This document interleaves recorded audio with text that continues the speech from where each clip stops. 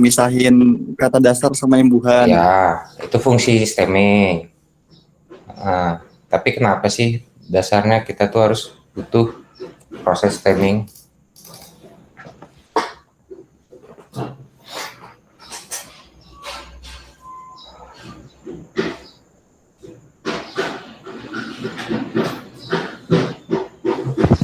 Apa untuk menambah akurasi di mesin stemming ya, Pak?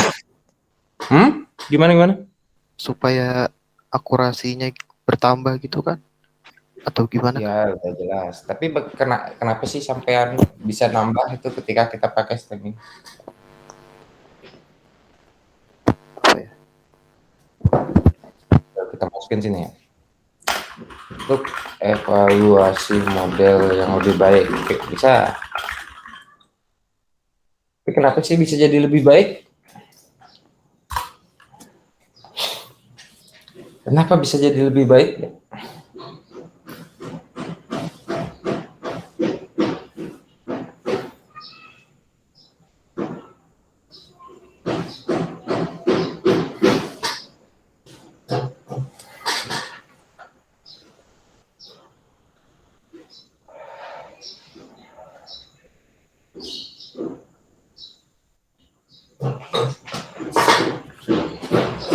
Ini ya. Yang pasti itu untuk menghilangkan ambiguitas. Contohnya menghilangkan ambiguitas itu kayak gini.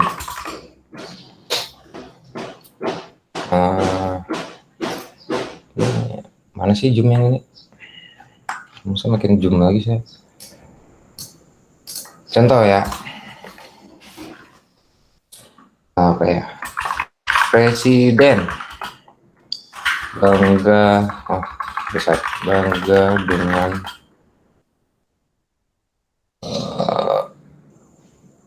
apa ya? Sumber daya alam gitu aja deh.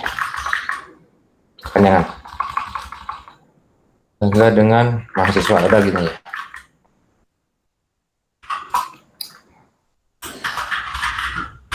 Mahasiswa dibanggakan oleh presiden.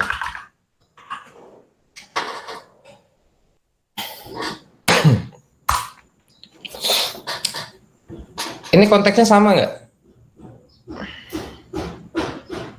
Saya tanya dulu, dua kalimat ini konteksnya sama nggak?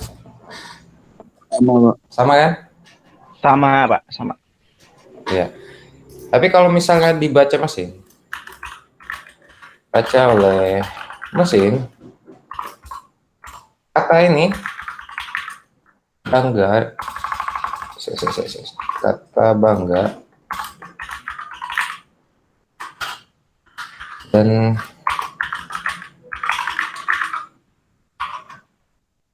memiliki dua arti yang jadi kata yang ini sama ini itu kalau mesin baca itu dia memiliki dua arti yang berbeda. Entah dia pasti kan mesin itu nggak tahu tuh ini yang maksudnya artinya apa sih, tapi kalau dibaca itu dia pasti membaca ini sebuah kata yang berbeda, dua kata yang berbeda.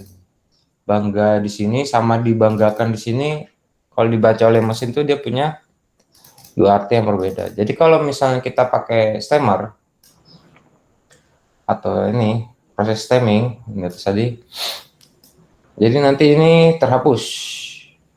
Jadi ketika dia masuk mesin itu juga nanti yang dibanggakan jadi bangga. Jadi dia cuma satu kata aja.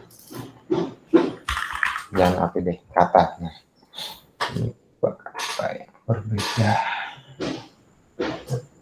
Walaupun artinya sama. Jadi kita harus sebelum masuk ke mesin itu sebaiknya di stemming dulu. Jadi mesin itu ketika ketemu kata yang berimbuhan gini walaupun artinya sama, dia tidak membedakan lagi. Jadi sama semua, bangga jadi bangga. Ya, udah paham kan fungsi stemming kan?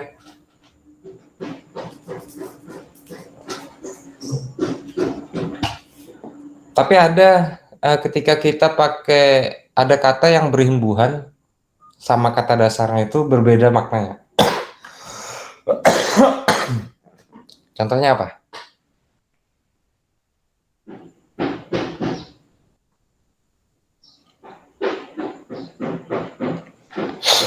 Tahu nggak?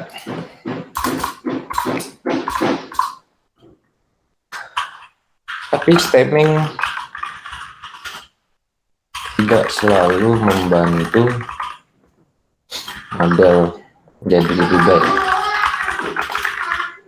Ketika ketemu dengan kata yang memiliki imbuhan tetapi beda makna dengan kata dasar. Contohnya apa?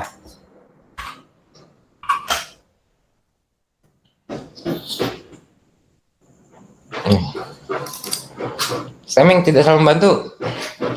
Kalau ketemu sama kata yang memiliki imbuhan, tapi dia beda dengan kata dasarnya. Apa contohnya? Main TTS aja gitu. Bebas ya Pak ya? Ya. Memperalat coba. Contoh, berarti alat sama memperalat gitu.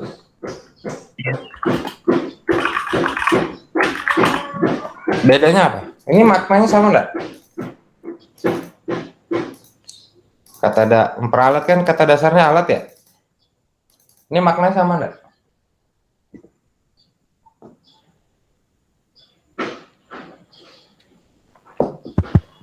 Beda Sama sih kayaknya, ini. Pak.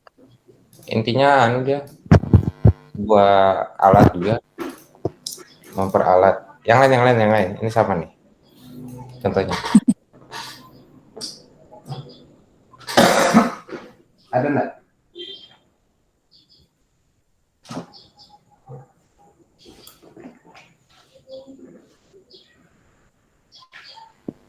Kalau meracuni, Pak, Hmm? meracuni itu kan susah kalau kita mau ambil kata dasarnya. Racun sama meracuni gitu. Iya, Sama Pak. ini, Mas. Tapi susah kalau misalkan kita mau ini, Pak, Mau apa? ambil kata dasarnya. Hapus Kita enggak mempermasalahkan itu ya. Kita mempermasalahkan ketika stemming bertemu dengan kata yang ketika dia sudah berimbuhan gitu, terus dia beda makna dengan kata dasarnya. Kalau ini dua ini masih salah, masih sama nih. Racun kan kata dasarnya racun. Kalau ini racun kata dasarnya racun. Meracuni kan kata dasarnya racun juga. Dia tetap memiliki sama arti yang sama. Kasih contoh yang lain. Ada enggak contoh kata yang berimbuhan memiliki beda makna dengan kata dasarnya?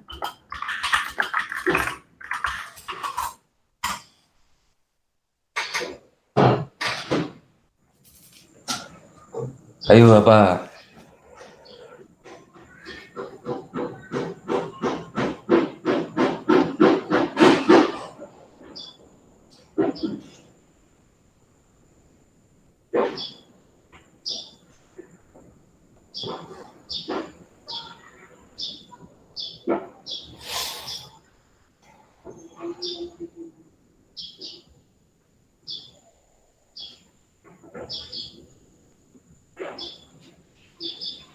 Berubah. Pak, saya coba lagi Pak. Ya Pak. Melampaui. Oke, bisa ya. Melampaui.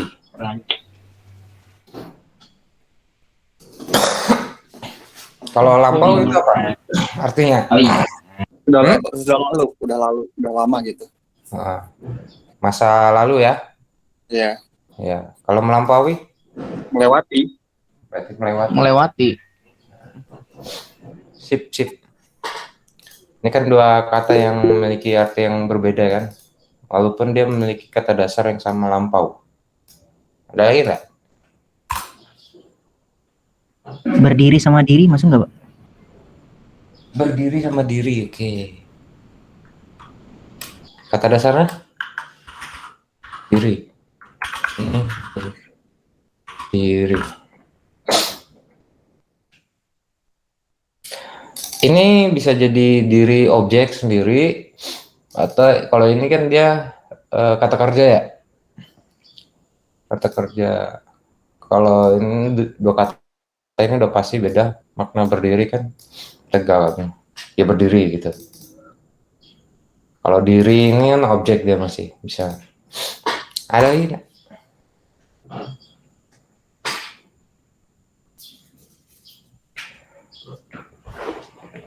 Apa yuk? Kalau tunjuk sama pertunjukan, Pak. Tunjuk. Pertunjukan. Kan pakai A gitu ya. Bisa juga ya. Tunjuk tuh gimana tunjuk?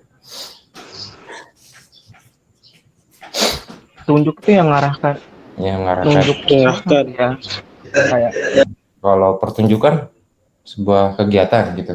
ya sebuah kegiatan. Satu lagi deh.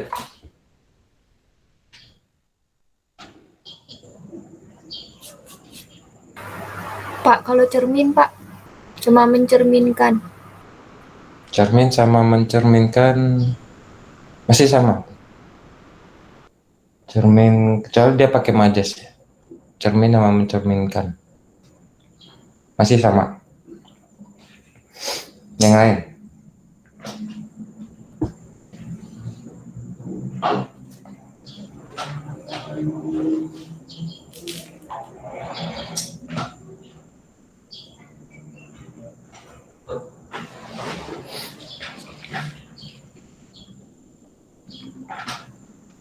Hayat menghayati, Pak. Emang hayat apa nih ya? Hayat tahu. itu maksudnya apa? Ayat nama orang, Pak. Itu dayat mas. Iya, oh iya. Maaf ya. Mm. Oke, tapi pada intinya udah tahu ya. Yang dimaksud stemming tidak selalu membantu model. Kalau kita membuat model NLP gitu, dimasukkan dalam mesin learning. Nah, mesinnya ini membaca ini sudah jelas beda, tapi kalau kita pakai stemming, dia cuma dapat kata lampau aja.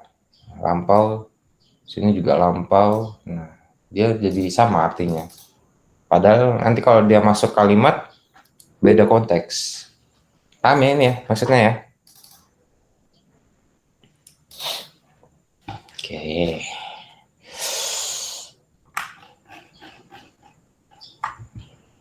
Yang lain belum selesai? Tugas. Belum, Pak. Nanti malam lo ya? Iya, Pak. Pak, cara ngumpulnya gimana? Saya lupa, Pak. Hah? Itu ngumpul pakai RAR aja. RAR aja. Bisa pakai RAR. Oh, jadi RAR. Yang dikumpulkan ada file Jupyter Notebook sama hasil output programnya. Jadikan RAR aja.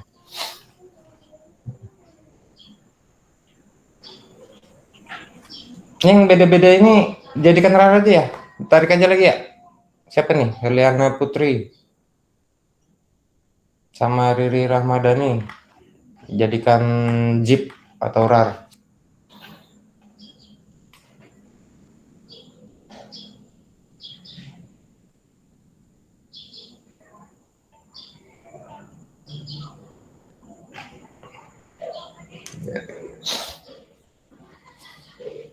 Oke, di tugas ada pertanyaan lagi enggak?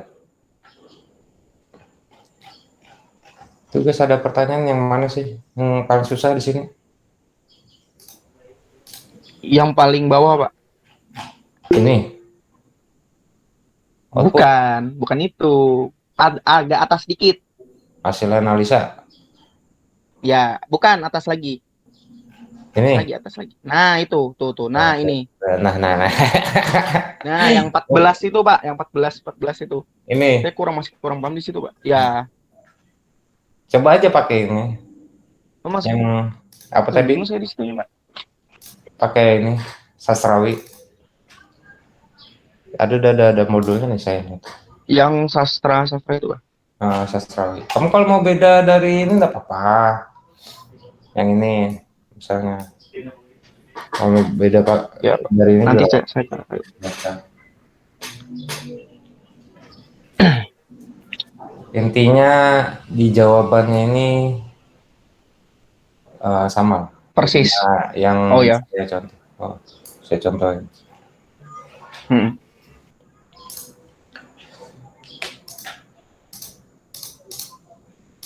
Lagi kita dari mana nih Mari?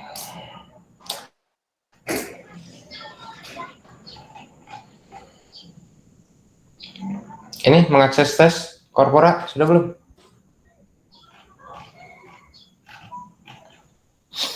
Belum ya kemarin ya? Tes korpora. Di sini ada nggak saya? P3.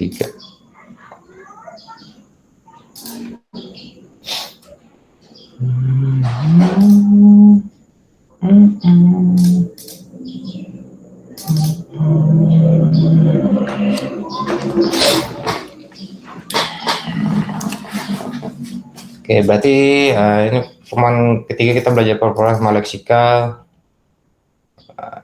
sebelum itu kita mengaksesnya itu harus tahu dulu korpus itu apa, korpora itu apa. Korpus bahasa Indonesianya apa? Corpus. Bahasa Indonesianya apa? Corpora. Translate. Corpus. Ada. Atau bisa juga disebut korpus. Corpora. Ini juga badan. Tapi di sini juga disebut korpora juga. Tapi kalau di bagian ini kita bedain. Korpus itu sebuah koleksi data-data teks. Korpora kita bedain jadi kumpulan dari korpusnya ini. Misalnya dalam satu tadi, yang ini baru satu disebut, nih ya, ini baru disebut satu data. Paham nggak maksudnya ini? Ini disebut satu data teks. Ini dari sini ke sini nih, atau semuanya ini disebut satu data teks. Kalau misalnya nanti ada lagi berita lain, kita ambil deh berita lain, punyanya siapa ya?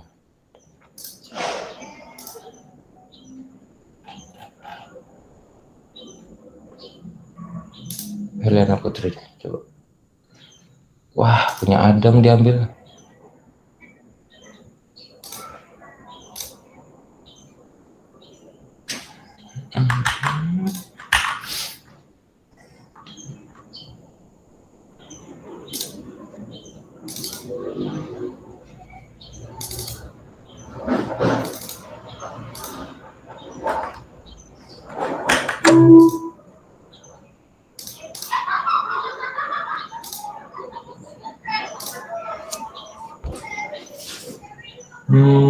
Mau Adam Sanjaya. Ya, ini misalnya ada lagi, tapi masih dalam satu genre yang sama. Contohnya ini cuma berita gitu. Berarti sudah ada dua data teks. Dua data teks itu bisa dijadikan satu korpus. Nah, contohnya. Terus, atau gini aja deh. Saya kasih contoh korpus sama mana tadi? Ini.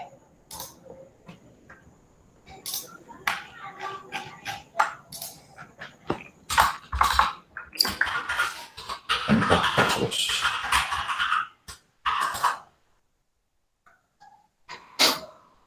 Korpus kan terdiri dari data teks.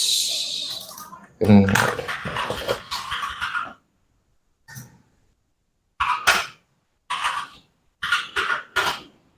berita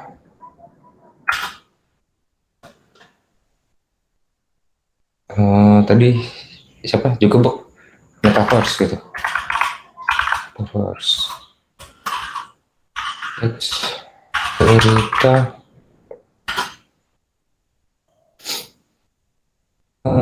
apa tadi nyanyian belum saya baca nih.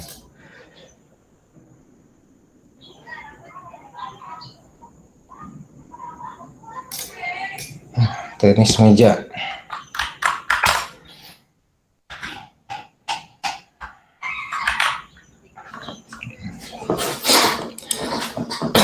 Nah, contoh ya, ini ada 2 data teks. Yang ini bisa disebut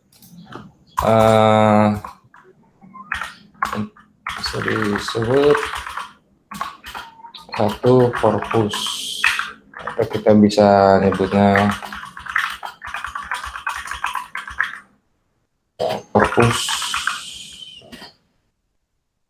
berita internasional. Contoh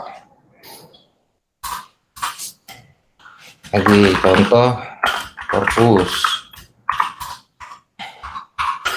biar bisa kalian bedain. Satu korpus berita internasional itu bisa. Korpus berita nasional, korpus berita olahraga.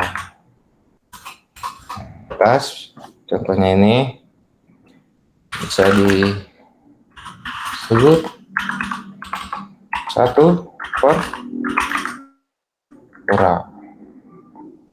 bisa disebut juga atau kita bisa panggil itu korpora berita ya. Ini inheritance-nya harus tahu ya, inheritance. Berarti kalau sudah beda korpora, berarti dia udah beda konteks di dalamnya tuh, udah beda genre segala macam. Kita harus hati-hati. Tapi kalau masih dalam satu korpora, nah itu berarti dia masih dalam satu konteks. Konteks besarnya itu ada secara general. Bisa ya bedain ya antara korpora sama korpus. Jangan sampai salahnya bedanya.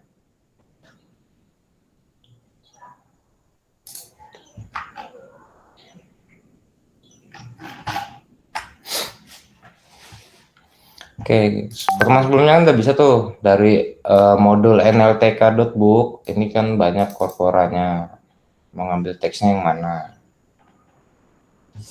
Nah, ini punyanya Gutenberg, korpusnya si Gutenberg. Dia mencakup arsip teks elektronik. Di dalamnya tuh ada 2.500 buku elektronik gratis. Berarti data teksnya itu berupa apa? Gutenberg corpus, data teksnya berupa apa?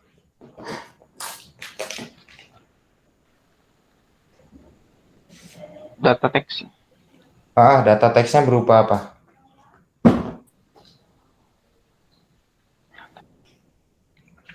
Sesuai dengan pengertiannya di atas. Kalau korpora itu kan dia kumpulan dari korpus. Kalau korpus kumpulan dari atau koleksi dari data-data teks. Kalau saya tanya di sini, ini ada korpus, Gutenberg korpus, dia pasti punya data teks. Data teksnya di sini berupa apa? Ada tulisannya sudah situ.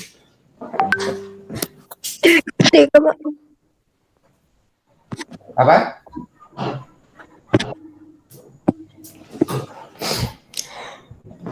Elektron. Data teksnya buku Buku elektronik. elektronik. Ada berapa data teksnya? 25.000. 25.000. 5.000. Itu ya bacanya ya.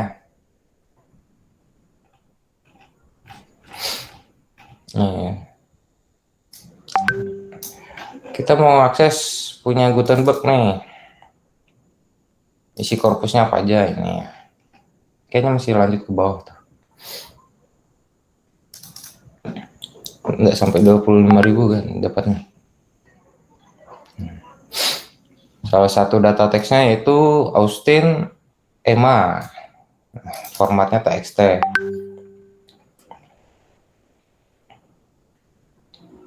Kita mencoba untuk menganalisis dengan menghitung jumlah kata dari salah satu teksnya. Itu yang punya si EMA ini ya. Yang teks pertama itu ya. Dari korpus si Gutenberg.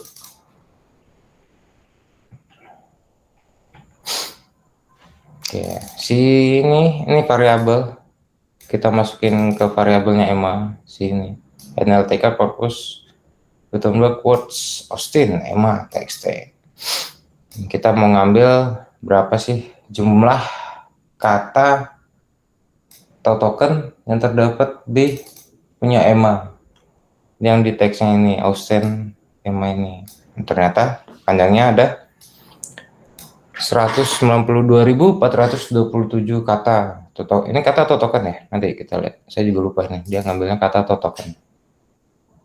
Ketika kita mendefinisikan EMA, kita mengambil fungsi words dari objek Gutenberg yang terdapat di paket korpus NLTK. Agar dapat disederhanakan dan tidak terlalu mengetik panjang program, Python menyediakan versi lain. Tuh. Biar tidak tambah panjang ya, penggunaannya di bawah maksudnya. Emang jadinya kayak gini codingannya. Kalau kita buat program sederhana, step text dengan cara membuat looping. Looping ini berarti pakai for. Semua nilai values dari file ID yang sesuai dengan pengidentifikasi file yang terdaftar sebelumnya. Analisis menghitung statistik untuk setiap teks. Contohnya ada kayak gini. Perulangan. Kita manggil apa tadi? Informasi di setiap teks.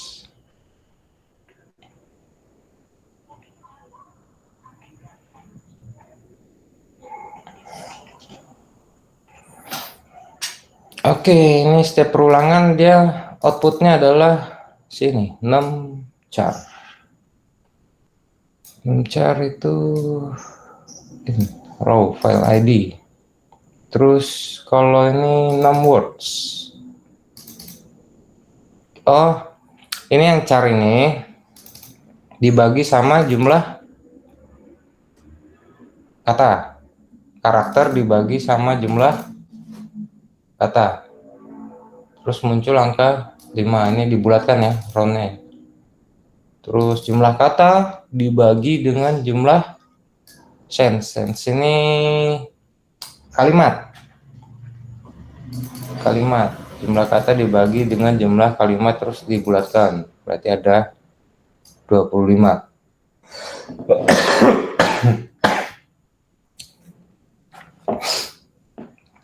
Jumlah kata terus dibagi dengan vocabnya, fungsi vocab yang ini. Words. Vocabnya apa aja? Ada 26.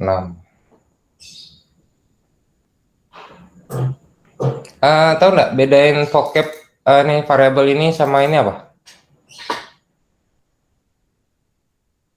Yang sama yang words. Bedanya variabel 6 words sama 6 vocab.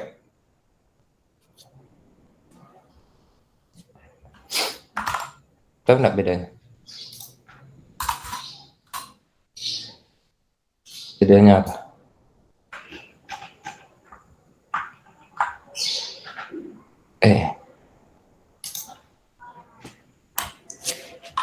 Perbedaan yang itu ya istilah words ya. Yang di situ 6 words dan 6 vocab.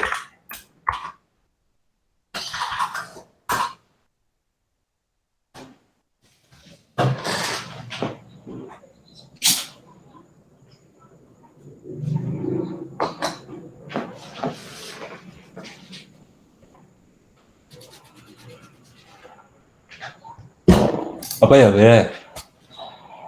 Ini ngitung words. Kalau vocab ngapain sih ini? Sama dia pakai word juga.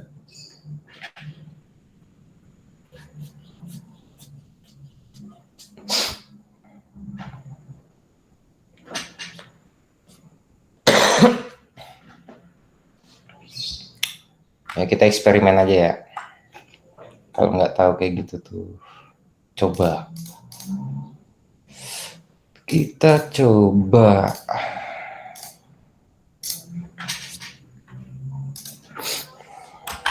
For push.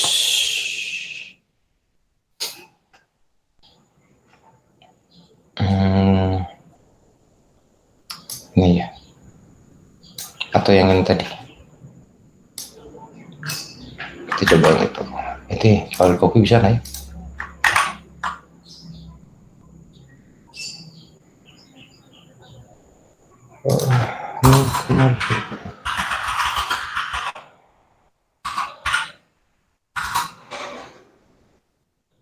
Oke, terus import dulu, kemudian ini kan sama.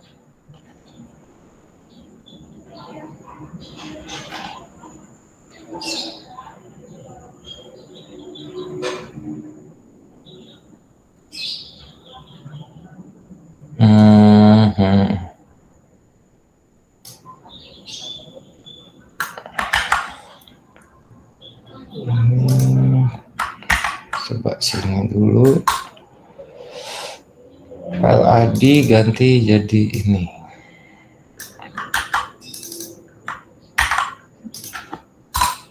Terus habis nomor 6 char nomor.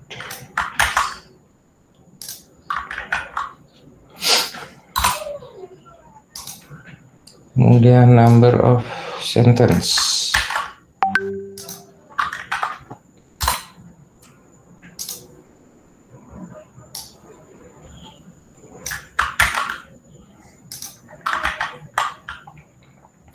File ID kita ganti jadi punyanya si Austin Emma. Kita print dulu deh. Kalau nggak di print kita nggak tahu.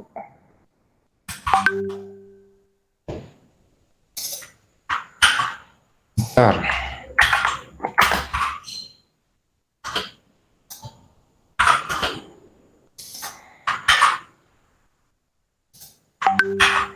Begini kan Gutenberg nama artinya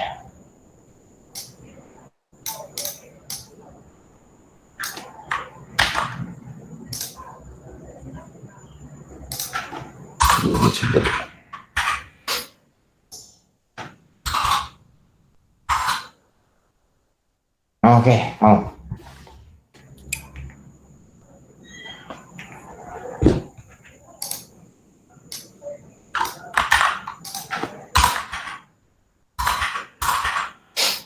cek nomor 6 sentence. Oke.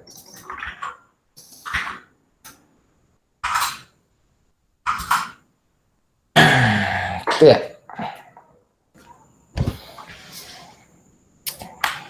Kalau dilihat di sini kan udah beda tuh. Kita ngambil ini data teksnya Austin Emma dari korpus Gutenberg. Korpus. Kita mau nganalisis dari data statistiknya aja, dari per char. Char ini karakter ya. Tahu kan jumlah apa? Karakter itu yang mana?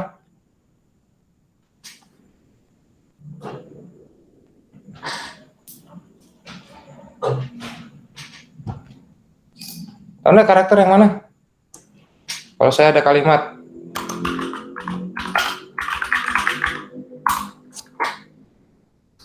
Ini charnya ada berapa? Words-nya ada berapa?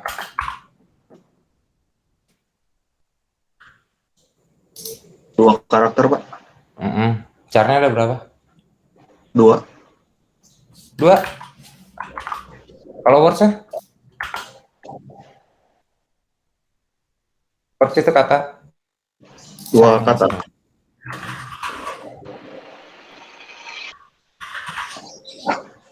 Dua juga.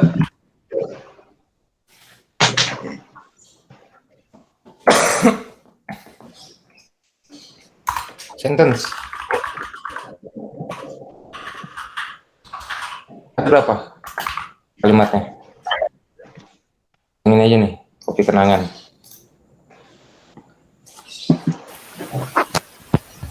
Satu, Pak. Satu. Oke, itu satu kalimat ya. Udah pasti kan? Kalau vocab? Vocabulary.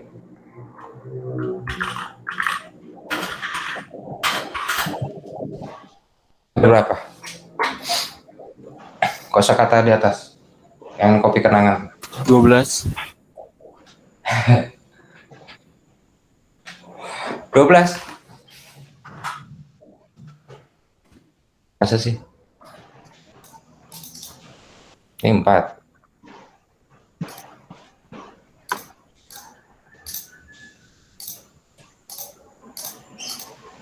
Oke. Balik ya teman-teman ya.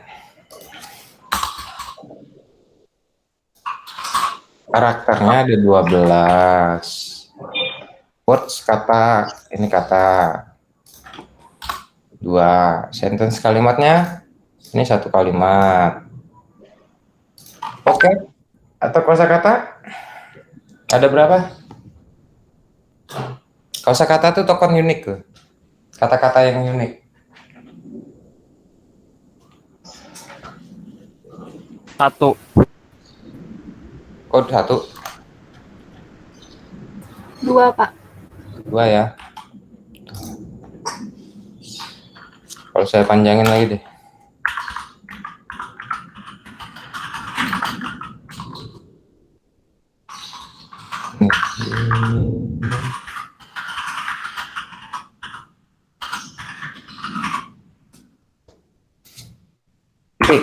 Hampir. Karakternya berapa? Sampai sini 12. Diminum 4 ini 7. 34, Pak. 19. 19 tambah 6 25. 25 tambah 9 34. Jangan lupa titiknya juga dipakai dihitung. Berarti semuanya karakter 35 termasuk titik ya. Karena titik itu karakter simbol. Masuknya dia karakter simbol. Terus katanya ada berapa? 6. 6. Kalimat masih 1. Kosakata 5. kenapa 5? Kopinya ya udah diulang. Oke. Jadi yang sekali aja. Ya. Oke, balik lagi ke atas. Oke, kita punya teks nih. austin.emma.txt. Kita hitung jumlah numchars-nya. Numchars ini sama nih karakter. Cari karakter kayak mana? Ini caranya. Jangan lupa pakai ini library NLTK, modul korpus, importnya Gutenberg. Cari jumlah kata. Berarti kata yang ada di dalam austin.emma.txt ini berjumlah 192.427 kata. Sentence atau kalimat berjumlah 7.752 kalimat. Kosakata vocabulary sejumlah 7.344. Jadi kalau ditanya, kok vocabnya lebih rendah daripada numbers-nya? Gitu. Itu udah jelas karena perbedaan ini ya. Yang vocab ini cuma nyari itu tadi kata unik aja yang tidak diulang-ulang. Ini kan diulang nih jadi satu, dihitungnya gitu. Teman-teman kalau nggak paham dicoba-coba aja ya, jangan malu-malu, mau nanya juga nggak apa-apa. Nah bedanya kalau di sini dia pakai banyak nih Austin, TXT-nya banyak nih. Yang pertama ini 5, 25, 26, ini angka dari perhitungan pembagian ini. Pembagian karakter sama kata-kata, jumlah karakter sama jumlah kata-kata keluarnya ini. Itu ya statistiknya.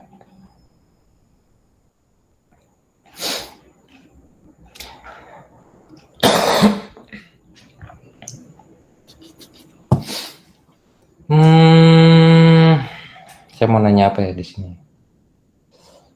6 words, 6 sentence, 6 words, 6 vocab, 6 charts, 6 word.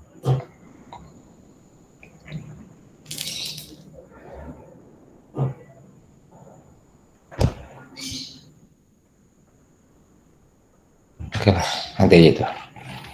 Intinya kita udah tahu ini isinya berapa, statistiknya bagaimana. Dia ngitung apa ini kita sudah tahu. Nanti kalau ditanya, coba dong carikan perbandingan antara jumlah karakter sama jumlah kata. Itu rasionya seperti apa? Itu udah tahu caranya gimana. Ini rata-rata panjang kata, average kalimat, sama token muncul dalam teks. Yang tadi ya, vocabnya ya, average token.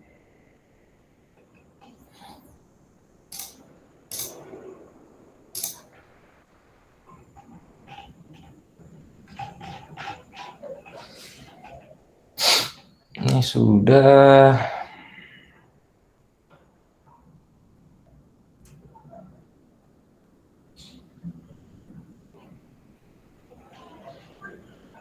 Oke, ini dia mau pakai fungsi sentence.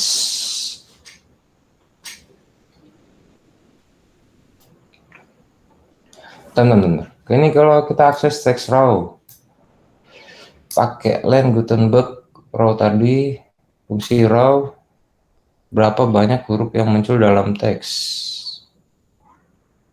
Karakter tadi ya, termasuk spasi antar kata. Oh, berarti spasi tadi dihitung. Ini contoh saya salah. Mana tadi?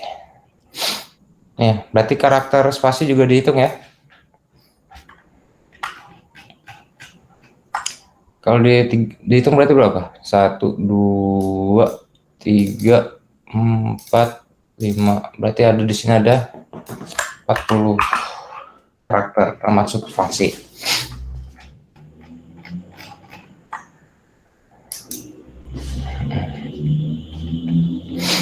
Macbeth sentence, ini dia mau masukin sebuah sentence menggunakan fungsi sense, membagi teks menjadi beberapa kalimatnya, di mana setiap kalimat adalah daftar kata. Berarti di dalam Shakespeare ini, Macbeth.txt ini jumlah kata-katanya ini udah dipotong ya sama dia. Terus kalau dihitung ada berapa kata-katanya? Ada 1116. Itu cara mengakses punyanya si NLTK ya. Punyanya modul NLTK, gimana kita mau mengakses korpusnya si NLTK.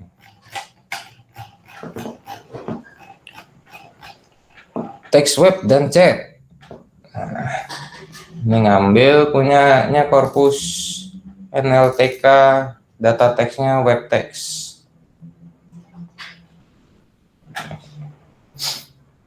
Contoh pengambilan web dan chat. Ya kalau udah baca ini berarti ya di dalam korpusnya NLTK tuh ada juga contoh untuk web text gitu atau chat.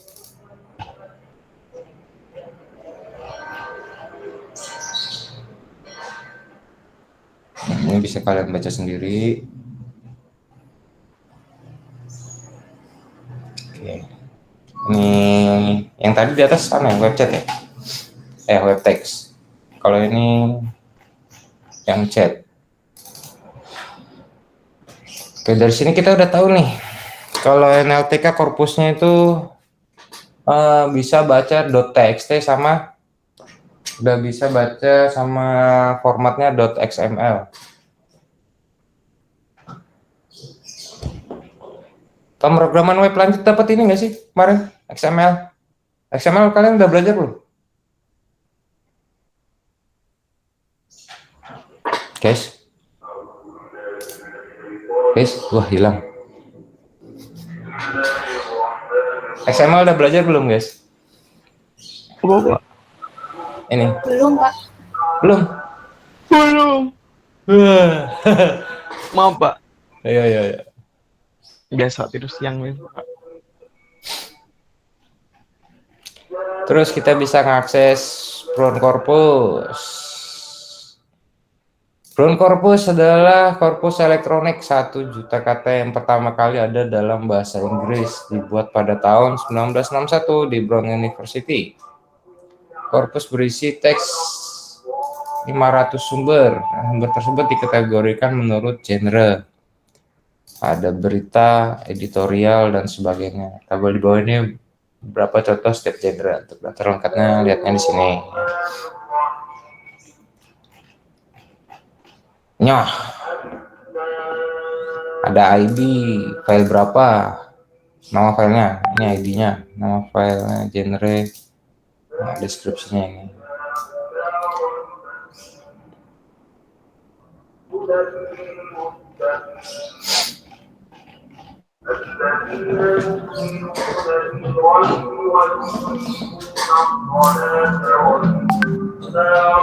Terus cara aksesnya ini ada Corpus, import, Brown.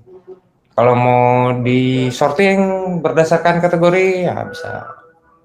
Kategorisnya apa aja nih ya. Dari adventure sampai science fiction.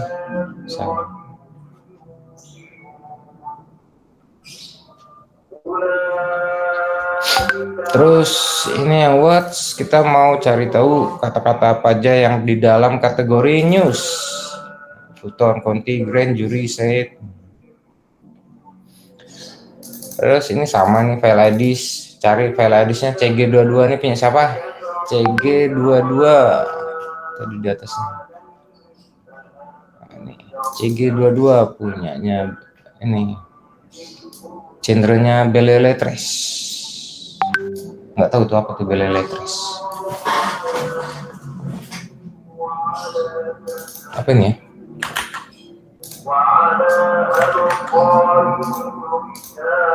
Oh, fiksi juga.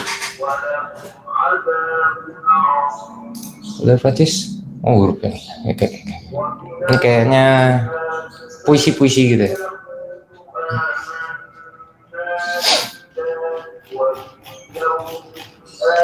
Kata apa yang ada di dalam CG22 ya kayak gini. Sentence kategori news, editorial, reviews. Kita bisa cari 3 kategori langsung. Sebenarnya fungsinya ketika kita mencari dari misalnya nih dari 3 kategori ini kita tuh bisa dapat nanti bisa menyimpulkan kata apa aja sih yang sering dipakai atau yang sering digunakan ketika kita membuka apa kategori news, editorial, sama review itu apa aja sih kata-kata yang sering digunakan? Kita bisa narik kesimpulannya pakai ini.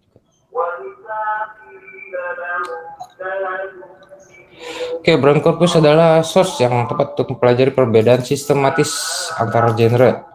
Sejenis penyelidikan linguistik yang dikenal sebagai stilistika. dapat lagi tuh apa istilah baru, stilistika.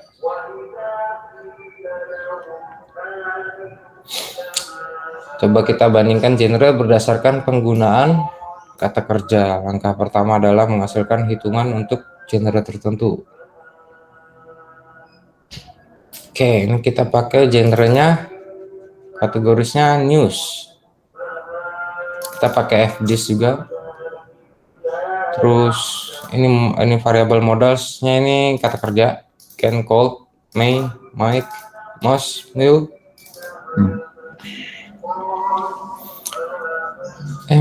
FDIS, loh kan ini dia manggilnya M. Oh, ini modals di dalam M-nya berarti ini salah satu ini. M ditambah ini FDIS M N spasi. Oke. Berarti ini ya cara penggunaannya ya. Kalau kita memanggil kata kerja can, ini digunakan berapa kali sih di dalam kategori news? Kan kategori news tuh data teksnya banyak ya. Ternyata ada 94. Kata cold dipakai sebanyak 87, May 93, Mike 38, Mas 53, Will 389. Berarti di dalam kategori news, ketika ada data teks di dalam brown corpus ini, itu sering menggunakan kata will di dalam teksnya itu. Will, tahu will?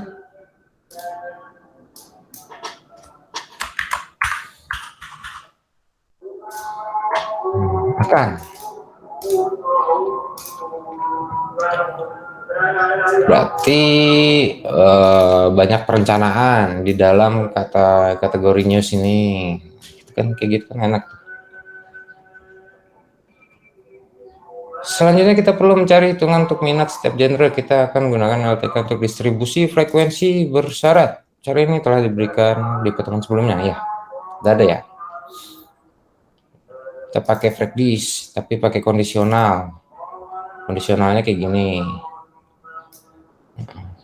Terus generesnya apa aja, modalsnya apa aja. Bisa jadiin tabulate ini dibuat sebuah tabulasi. Di dalam news kata can ada 93 yang kayak tadi ya. Di dalam kategori religion, agama, kata can ada 82. Hobbies yang paling banyak ada kata will sama kata can. Kalau di dalam ini romance apa sih? Lupa saya. Bahasa Indonesianya. Romantis. Ya. Cintaan. Kalau tentang percintaan berarti yang paling banyak cool. 193. Tuh. Paling jarang digunakan siapa? Kata apa? May.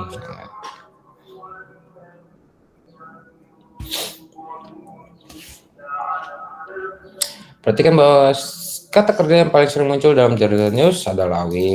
Kata kerja yang paling sering muncul dalam genre romance, romantis atau percintaan itu adalah, ini seharusnya cold, bukan can, cold.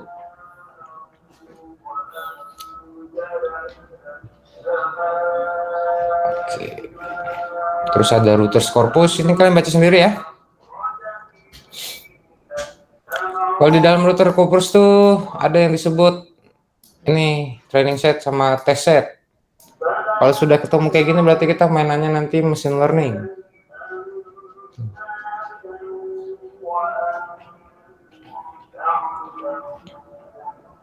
Oh iya, ini lupa ya. Coba. Apa tuh?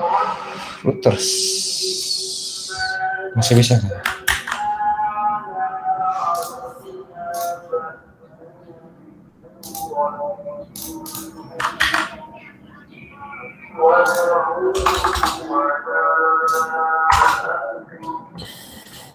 Ini bisa. Coba ini. Karena saya kemarin nggak mau. Oh ya, udah mau.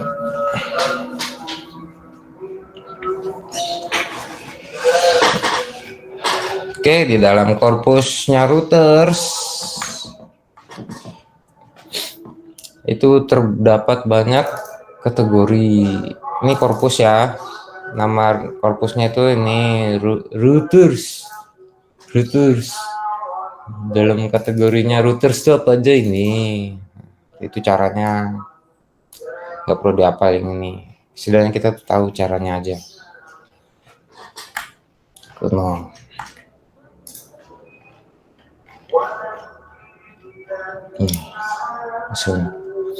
Berbeda dengan peran korpus, kategori routers tumpang tindih satu sama lain hanya karena sebuah berita seringkali mencangkup banyak topik.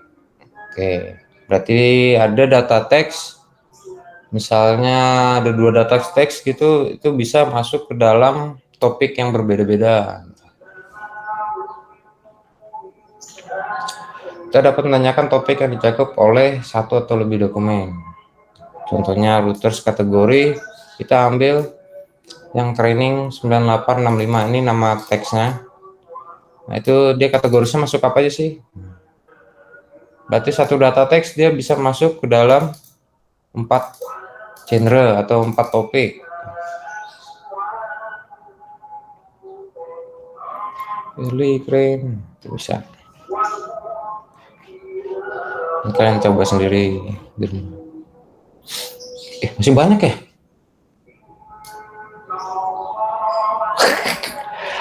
Aduh, 3 SKS sih lupa.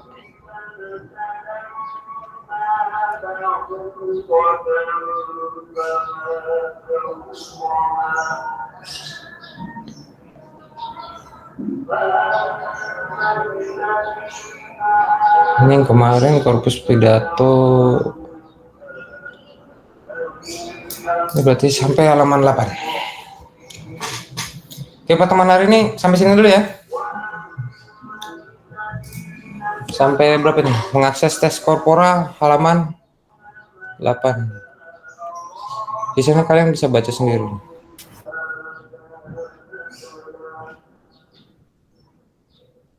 Coba deh, daripada lupa nanti.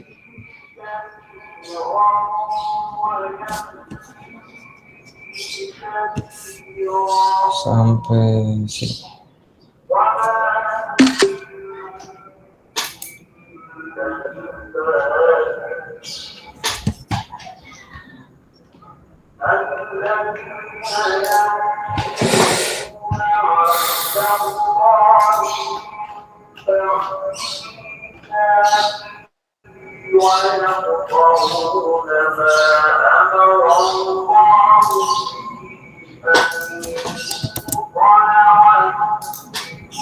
Oke, ada pertanyaan nggak sampai sini?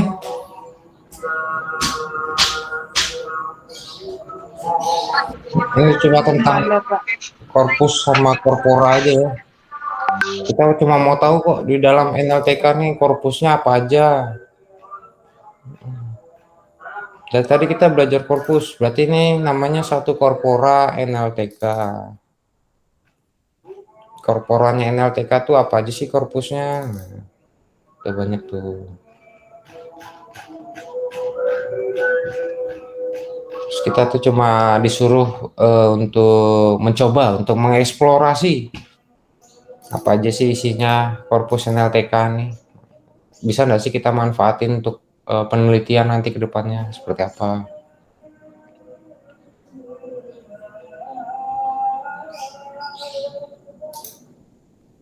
Kalau kita mau tahu, coba sih NLTK-nya korpusnya NLTK itu apa aja?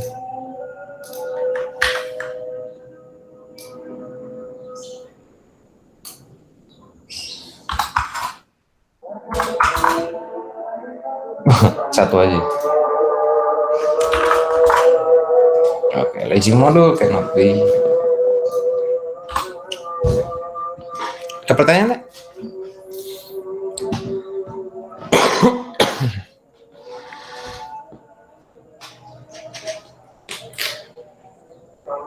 Sampai sini ada pertanyaan nggak? Nanti kita sambung lagi minggu depan.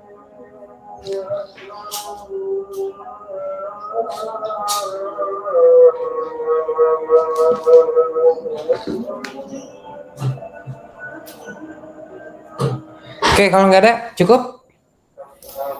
Udah nih, puas sudah. Pasti ngantuk kan bubuannya. Oke, nanti kalau disuruh kasih tugas baru dibaca nih pastinya.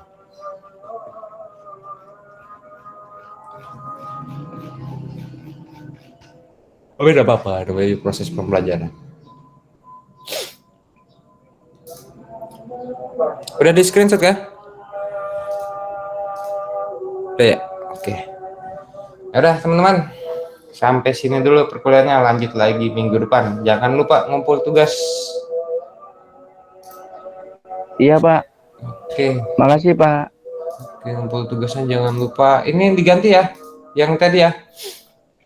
Yang masih ngumpul IPYNB, masukin dalam RAR aja. Oke. Oke. Dah, kita tutup perkuliahannya, kurang lebihnya saya. Mohon maaf. Assalamualaikum warahmatullahi wabarakatuh. Waalaikumsalam warahmatullahi Waalaikumsalam. Wabarakatuh. Terima kasih, Pak. Ya, Thank you, izin Pak. dulu ya. Ya, Pak. Ya, Pak.